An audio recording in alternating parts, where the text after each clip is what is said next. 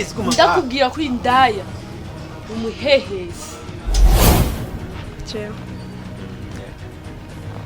Jaja nta jambo niri na rimwe ryotuma shira wanje ndamukunda ku buryo bwaho atakintu kimwe wongera cyo tuma ndamwanga. Si ataco bitwaye na nipfuza kukubera umugenzi tukaba abagenzi sister. Umugenzi wa jewe. Rafiki yangu.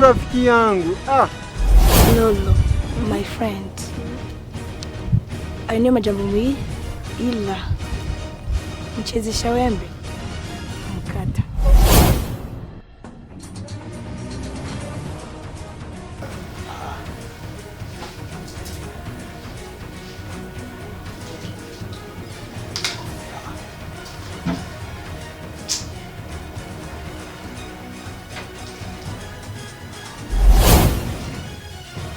Hey!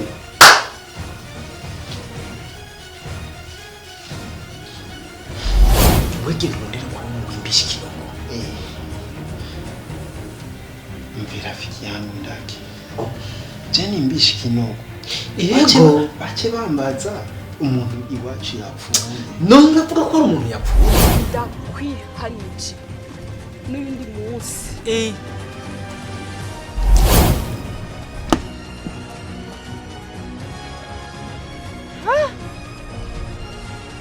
Allah. Barukundurinde